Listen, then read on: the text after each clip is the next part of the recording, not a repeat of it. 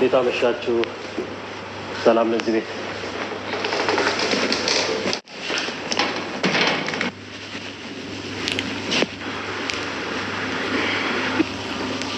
ይቅርታ አራቱ ላይ አረፈደናል። አዲስ ፍቅረኛ የተዋወቋት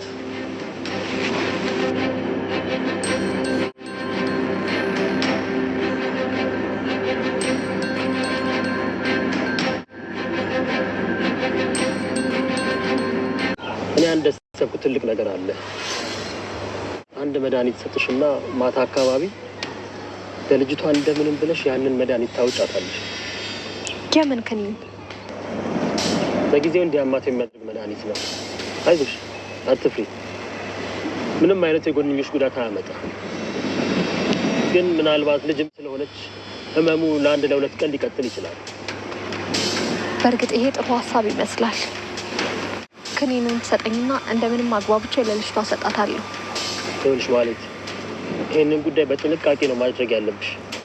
ስለ ጉዳዩ ካሌብ ከሰማ ለሷ አታስብ። በደንብ ነው ጥንቃቄ የማደርገው። ነገ የብሩክ ሰርግ ነው አይደል? ለምንሽ ዛሬ ማታ ምን ሰራለሽ? ምን ነው? አይ ያው ለምን ፈለከኝ ብዬ ነው። አይ ያው ራት አብረን እንድንበላ ብዬ ነው። ምን አረጋይ ዛሬ መድብል ምን አስቦ ነው ያልገባው? የገባው ሰው ካለ ያስረዳኝ። የሚገርም እኮ ነው። እንዴ ጋይስ አረበልምሽ ነው በሉኝ። እንዴ መድብል ጋይስ ምን አስቦ ነው ከማህሌት ጋር ጭራሽ ቤት ይዞ መጥቶ ወንድሙ ጋር ምን ቢል አሪፍ ነው? ፍቅረኛዬን ታውቋት አላለም? ኧረ በስመ አብ! ለውጥማ አለ ጋይስ፣ ለውጥማ አለ። እንደው ምን ተምን ሆኖ ነው እንደዚህ የተፈጠረው? ማለት ምንድነው ይሄን ያክል የሆነው ነገር? እኔ ግን አልገባኝም ጋይስ። እንዴት ናችሁ እናንተ? ሰላም ቤተሰቦች እንዴት ናችሁ? ላይ ሰላም ያላችሁበት የዓለም ዳርቻ ይድረሳችሁ። እግዚአብሔር ይመስገን ከኔ ጋር ሁሉ ሰላም ነው። ውድ ቤተሰቦቼ ሁሌም ላይክ ሰብስክራይብ ስለምታደርጉ ያመሰግናለሁ። አሁንም ቪዲዮውን ስትጀምሩ ላይክ ማድረጋችሁን አትርሱ። ሀሳብ አስተያየታችሁን ደግሞ በኮሜንት አስቀምጡልኝ። አብራችሁ ይሁናችሁ። ሁሌም አብራችሁ ስላላችሁ ምስጋናዬ በጣም ከፍ ያለ ነው።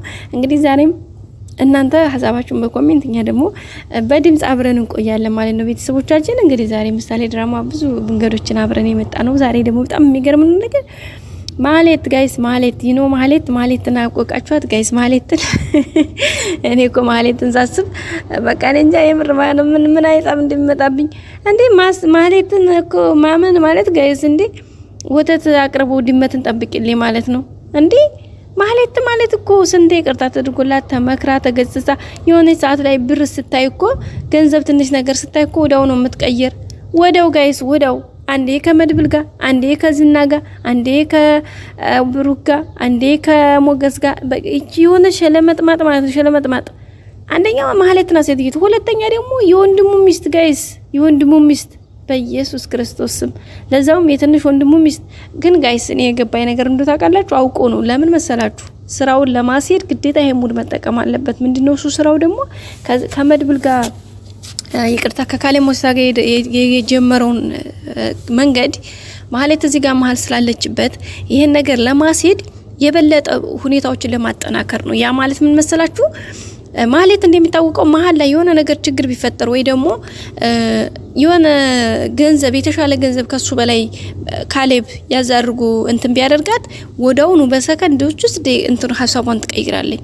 ስለዚህ እሷ ደግሞ ይሄን ነገር በጣም ከባድ ስለሆነ እሱን ነገር እንዲያታደርግ በዚህኛው መንገድ ደግሞ ወይም ደግሞ ይሄንን የፍቅር ህይወት ጠለፍ አድርጎ አውቆ በቁጥጥር ስር ማድረግ ስለፈለገ ነው ማለት ሌላ ነገር እንዳታስብ በቃ እንደፈለገች የሆነ ሌላ በቀል እንዲያትጀምር እንጂ የእውነት ወዷት አፍቅሯት አይደለም። እንግዲህ ቤት ድረስ አምጥቶ በባለፈው ይቅርታ በይ ብሎ አምጥቷት ነበር ካንዲ ሁለቴ።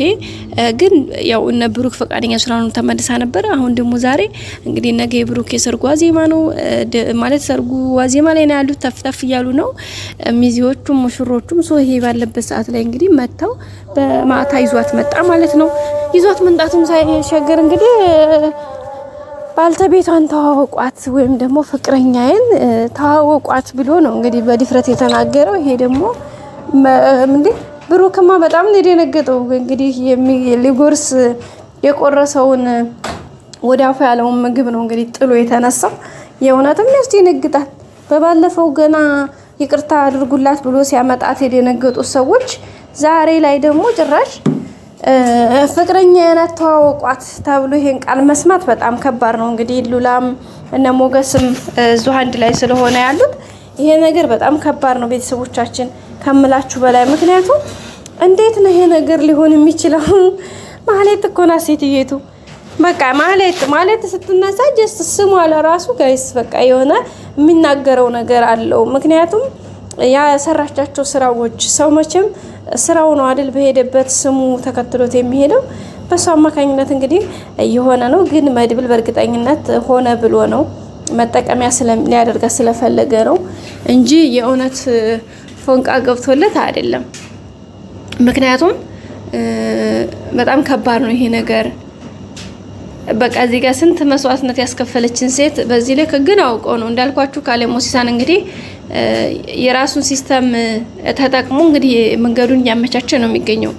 ካሌብን እንግዲህ ታማኝነትን በማትረፍ ከሱ ጋር እንደሚሰራ ወይም ደግሞ ፓርትነር እንዲሆኑ እንግዲህ እሱን ለማሳመን ያው ዝናን አስገድሎታል መድብል እንዳያችሁት። እንግዲህ እሱ ከተገደለ በኋላ አሁን ዋናው የምፈልገው ደግሞ ትትናን ነው እያለ ነው።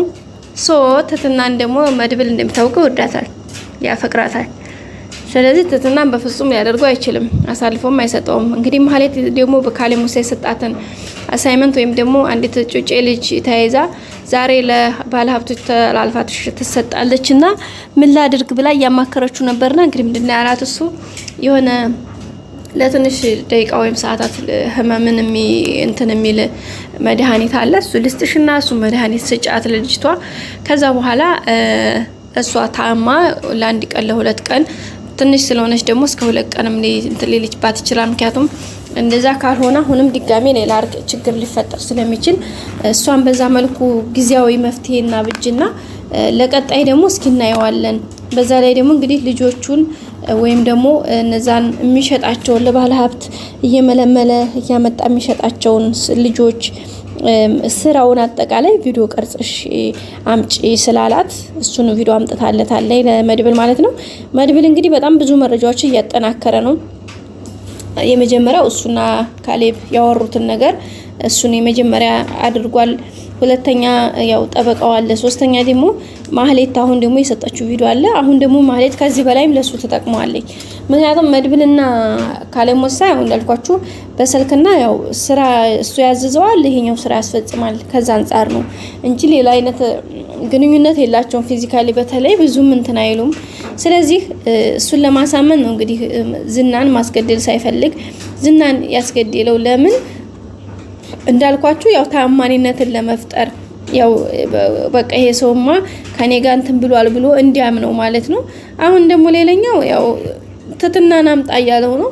ትትናን ደግሞ በፍጹም መድብል አሳልፎ ሊሰጥ አይችልም። ሲቀጥል ደግሞ ካሌብ አሁን ደግሞ ጠበቃውን የእናንተ የወንድምህ ሚዜ ነው አሉ። እንዴት ነው ምን ያክል ግንኙነት ቢኖራችሁ ነው ይሄንን ያደረጋችሁትኝ? እንዴት ሲጀመር ይሄን ነገር እንዴት ታደርጋላችሁ እያለ ነው። እሱን ደግሞ ምንም ሀሳብ እንደማይሆንብህ እኔ ቃል ገባልሃለሁ እሱን በእኔ ተወው እያለው ነው የሚገኘው። ቤተሰቦቻችን እንግዲህ ካሌብም ችግር የለውም ይሄ ሰርጉ ይለፍና ለከ ሰርጉ እንዳለቀ እርምጃ እንድትወስድልኝ እሱ ላይ ፈልጋለሁ እያለው ነው። አዲስ ቪዲዮ ቀጣይ እንገናኝ። ሰላም ቆይ።